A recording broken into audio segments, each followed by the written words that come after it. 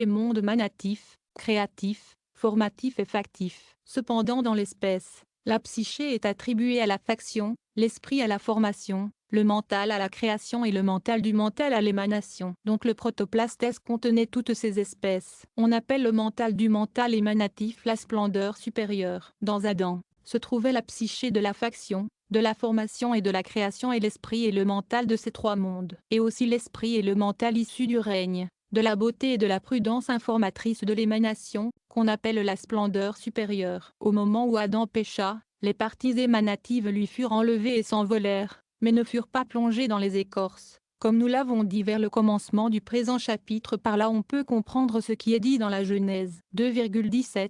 Le jour même où tu en mangeras tu mourras de ta mort. Bien que ce texte puisse s'appliquer au jour du Dieu saint et béni qui contient 1000 années, on peut aussi l'entendre au sens littéral et dire d'Adam qu'il mourut ce même jour ordinaire, au moment où la splendeur supérieure lui était enlevée. Car comment concevoir une plus profonde mort que celle-là? Nous avons déjà considéré les parties qui restèrent en lui, et ensuite en furent séparées, parties appartenant au genre des trois mondes inférieurs. Cela nous fait comprendre ce qu'ont dit nos maîtres vénérés, que le monde doit durer 6000 ans, 2000 dans le vide, 2000 avec la loi, 2000 sous les jours du Messie. Par là aussi on comprend qu'on a raison de dire qu'il y a 5 espèces d'âmes, l'unité provenant du macrotime ou macroprosope, la vitalité du Père, le mental de la Mère, l'esprit de l'ornement, et la psyché du règne. On sait du macroprosope qu'on ne le connaît pas en soi car rien de lui n'est manifesté si ce n'est sa tête. Le reste du corps est recouvert par les autres personnes, et il est dit le mâle sans femelle. Le Père et la Mère, et aussi le microprosope et son épouse, sont des personnes distinctes l'une de l'autre. De cela nous ne ferons pas d'autre mention,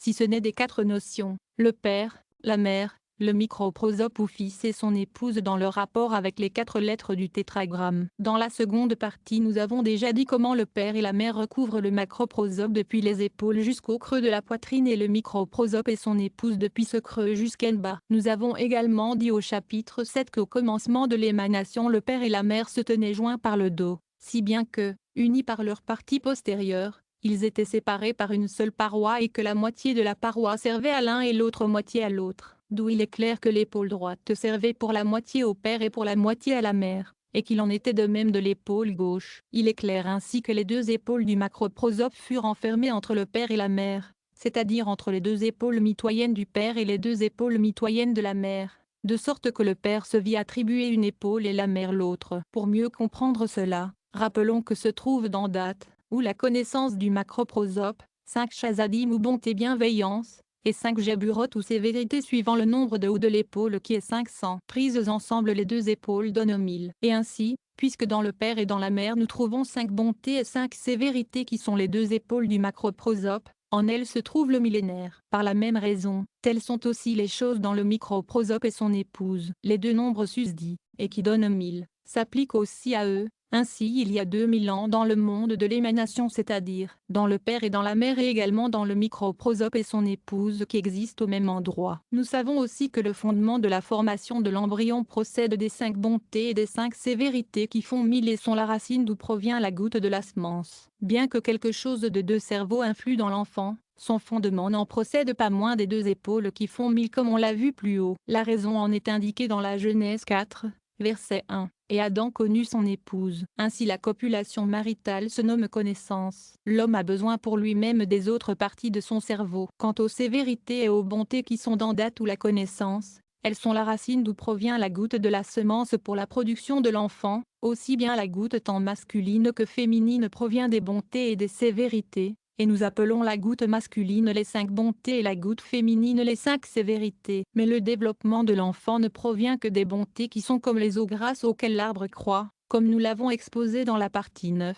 Ces eaux étant comme la source de la goutte séminale dont se forme l'enfant. Lorsque l'homme était pour être formé, le microprosope et son épouse du monde manatif se conjuguaient, et de Date ou de leur connaissance générait Adam protoplastes qui contient toutes les âmes qui sont dans les 3 mondes inférieurs, c'est-à-dire de la création, de la formation et de la faction. Ainsi toutes les âmes de ce microcosme proviennent des 3 mondes. Cela a été nécessaire pour que le nombre des années du monde fût de 6000, car dans l'ensemble, tous les degrés des âmes qui sont de ces 3 mondes arrivaient d'après ces années. Il se trouve ainsi qu'il y a 6000 degrés qui se produisent tous au monde dans l'espace de 6000 ans. Ces 6000 degrés de toutes les âmes ont leur source dans les bénignités et les sévérités. 1000 se font dans le Père et la Mère, 1000 dans le microprosope et son épouse dans la création, 2000 dans le Père, la Mère, le microprosope et son épouse. Dans le monde de la formation, la même chose se passe dans la faction, ce qui fait un total de 6000 degrés à raison desquels 6000 sont donnés au monde. La restauration du monde commence par le bas et va vers en haut. C'est ainsi qu'il a 2000 ans d'engourdissement, où la loi n'existe pas. Cela se rapporte au monde d'Asia parce que c'est en lui que se trouvent les écorces les plus épaisses. Il en résulte que la plupart des hommes de cet âge furent des impies, comme, par exemple, la génération d'Enoch, celle du déluge et celle de la confusion des langues. Ensuite commence le monde formatif où la loi règne 2000 ans. On sait que la formation correspond au microprosope qu'indique le vave du tétragramme. C'est le monde de la loi écrite parce qu'en ce temps la loi fut promulguée. Viennent ensuite 2000 ans des jours du Messie, en raison de la création du monde. On sait que le monde de la création correspond au premier du tétragramme. L'être qui désigne Léa d'où provient le Messie fils de David. Par là on peut répondre à l'objection demandant pourquoi ces 2000 ans sont appelés temps messianiques. Puisqu'il y a déjà 1000 ans et plusieurs siècles d'écoulés et que le fils de David n'est pas venu et c'est étonnant que ces jours soient dits ceux du Messie. Nous répondrons par ceci qu'ont dit nos maîtres vénérés, que toute la rédemption procède de la mère supérieure dont le Messie, fils de David, tire son origine, et qui est le fils de Léa, d'où il sort que les 2000 ans sont destinés à la restauration du monde de la création qui contient en lui les 2000 degrés susdits. Ainsi nous voyons comment au temps de sa formation Adam Protoplastes comprenait en soi tout le genre, toutes les âmes qui sont depuis le commencement du monde de la création jusqu'à la fin du monde de la formation. On les appelle les 6000 années en quoi l'on dit que le monde consiste. Ces trois mondes forment un microcosme. Comme eux tous et tout ce monde existe sous la force de l'émanation. Nos maîtres de bonne mémoire ont dit qu'Adam Protoplastes s'étendait d'une extrémité du monde à l'autre et qu'il fut ensuite réduit à n'avoir plus que 100 coudées. Ce qu'il faut retenir car les mêmes ont dit que sa longueur était de 500 années qui est le nombre générateur, des 500, de toutes les bontés, nombre qui revient ensuite dans le Père et aussi dans la Mère, se propage dans les mondes inférieurs et d'où sortent les 6000 ans comme plus haut. Cela fait comprendre pourquoi nos sages ont dit que l'âme d'Adam fut arrachée au trône de gloire, parce que ce fut là son principe. Le monde de la création est en effet surnommé le trône de la gloire, et qu'il en fut détaché jusqu'à sa propre fin, c'est-à-dire jusqu'au monde de la faction. En outre, on comprendra aussi pourquoi nos maîtres ont dit qu'Adam était plus grand que les anges et que tous vinrent se prosterner devant lui le reconnaissant au-dessus d'eux pour le roi. C'est qu'en effet Adam s'étend sur les trois mondes inférieurs de la création, de la formation et de la faction, tandis que les anges, même le roi Métatron, n'ont leur place que dans le monde de la formation, ce dont nous parlerons plus loin. Lorsqu'Adam pécha, sa stature fut diminuée et ses membres se séparèrent de lui. Ce sont les âmes des trois mondes de la création, formation et faction, qu'on appelle les 6000 ans. On dit que lui subsista sous une diminution de 100 coudées. C'est ce que dit le psalmiste 139. Verset 5. Avant et après tu m'as formé, et tu as posé sur moi ta paume. Ce mot vaut 100, et ces 100 coudées sont ce qu'on appelle le placenta du monde dont nous parlerons au chapitre suivant avec l'aide de Dieu. Chapitre 15. Dans le chapitre précédent nous avons exposé comment, par son péché, Adam fut réduit à la stature de 100 coudées, et que tel quel, il est appelé le placenta primordial du monde. À l'effet de mieux comprendre, remarquons qu'il apparaît au premier examen qu'il fut diminué et que les âmes qui furent détachées de lui avaient en elles quelque chose de plus grand et de meilleur que ce qui restait. Ce reste était moins digne du fait même que la diminution avait pour cause le péché commis. Et l'on sait que ce qu'il y avait de meilleur et de plus saint fut séparé par l'apparition même de la corruption. Ainsi donc il n'est pas possible de dire que ce qui s'en alla fut le plus vil et ce qui resta le meilleur. L'ensemble de l'écriture semble fortifier cette opinion, puisque parlant de la psyché de l'homme elle entend Adam Protoplastes, ce qui implique qu'il ne resta en lui que la psyché, l'âme moyenne et supérieure, qui sont bien plus élevés, s'étant séparés. Cependant avec nos maîtres vénérés il faut dire que ce qui resta en lui fut ce qu'il y avait de plus sublime et excellent parmi tout le reste, puisqu'ils le disent le gâteau primordial du monde, et que l'on prend le gâteau dans la partie la meilleure. Nombre 18, verset 30. Quand vous prélèverez ce qu'il y a de gras, c'est-à-dire de meilleur. En réalité chacune de ces opinions a sa raison et toutes deux sont vraies, et voici comment il faut les entendre. Nous avons déjà dit dans le chapitre précédent qu'Adam contenait en soi l'ensemble de la psyché, de l'esprit et du mental du système émanatif auquel trois ans donnent le nom de splendeur supérieure. Il y avait en outre en lui les 6000 ans. Au moment du péché les parties du monde supérieur s'envolèrent, c'est-à-dire la psyché, l'esprit et le mental de l'émanation, parce qu'il est écrit du monde de l'émanation, psaume 5. Verset 5. Le méchant n'habite pas avec toi. Dès qu'il eut péché et qu'il fut enveloppé d'écorce, la splendeur supérieure se sépara de lui, et cette partie séparée d'Adam ne fut pas submergée dans les écorces. Voir chapitre 14. Quant aux parties des trois mondes inférieurs qu'on appelle les 6000 ans, les unes se séparèrent, les autres restèrent en lui. Celles qui étaient séparées et plongées dans les écorces sont l'origine de la plupart même de toutes les âmes des hommes depuis le protoplastes jusqu'au jour du Messie. Voir chapitre 14. Donc ce qu'on appelle le gâteau primordial du monde et tout ce qui resta en Adam après le péché des parties des trois mondes inférieurs. Nous avons déjà dit dans le chapitre précédent que les 6000 ans proviennent de 4 personnes, le Père, la Mère, le microprosope et son épouse, qui sont dans les trois mondes de la création, de la formation et de la faction, et qui sont 12 personnes dont chacune équivaut à 500 ans, ce qui donne un total de 6000. Lorsque le gâteau est enlevé, et comme séparé par élévation, deux sont retranchés de 100, ce qui s'exprime par le mot ce qui équivaut à c'est-à-dire de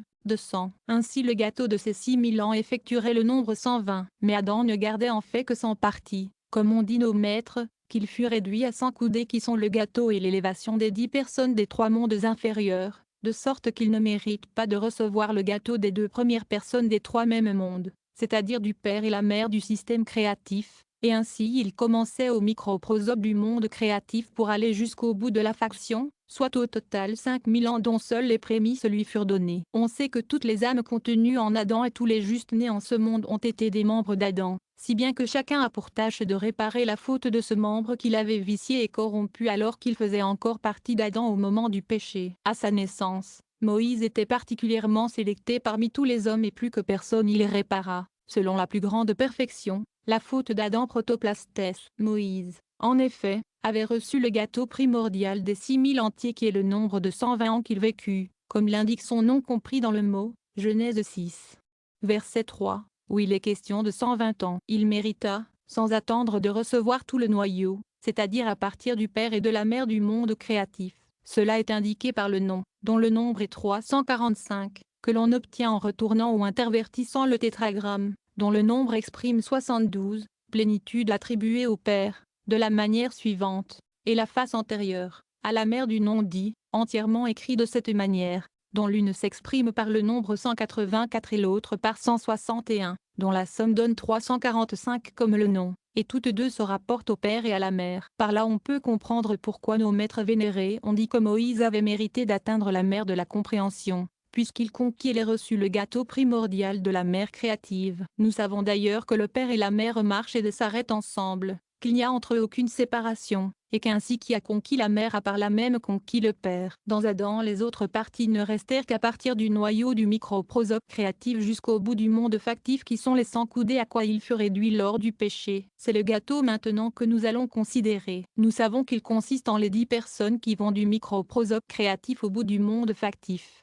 et qu'à chacune des personnes 10 numérations sont attribuées, numérations dont chacune a elle-même une décade de numération. En se séparant d'Adam, ces âmes emportaient avec elles les 9 parties intérieures de chacune des numérations, ce qui restait en lui était la première partie de chacune, ou la couronne de la sagesse, la couronne de la mère d'intelligence, et ainsi jusqu'à la couronne du royaume, soit au total les 10 couronnes qui se trouvent dans le microprosope créatif, et aussi dans son épouse et pareillement dans toute l'échelle jusqu'à la fin du monde factif, de sorte que dans les 10 personnes on trouve 100 couronnes, 100 sagesse, 100 mère d'intelligence et etc. Il ne restera en Adam que les 100 couronnes, et c'est parce que l'on sait que ce sont les couronnes qu'on les appelle le gâteau et le levain du monde, c'est-à-dire la meilleure partie entre toutes. Et puisqu'il fallait que Adam fût créé par la main de Dieu et le premier de toutes les créatures, il est assez probable qu'il reçut la meilleure partie des âmes et c'est pour cela qu'il est dit le noyau primordial du monde. Toutefois il y a une certaine différence en ces choses. Avant le péché toutes les espèces se tenaient à leur degré respectif. Après le péché elles descendirent de leur degré. C'est ainsi que les 100 couronnes qui restèrent en lui ne furent pas maintenues sous l'idée de couronne, mais sous celle du royaume, autrement dit la psyché. Nous savons que chaque numération consiste en sa décade numérative, bien que les numérations des couronnes restassent dans Adam. Elle ne recevait de lumière que suivant la proportion accordée au royaume avant le péché. De tout cela il ressort que les 2 opinions que nous avons citées au commencement de ce chapitre sont vraies toutes deux. En effet les idées des couronnes qui sont supérieures à tout le reste restèrent dans Adam tout en ne brillant pas d'une autre lumière que celle dont brillait le royaume avant le péché. On les appelle toutes psyché dans l'écriture, parce que psyché est le nom du royaume, malgré qu'autrement les 10 numérations du microprosope créatif soient dites esprits. et celles qui sont dans son épouse psyché, mais toutes sous le genre du mental, tout étant divisé suivant les espèces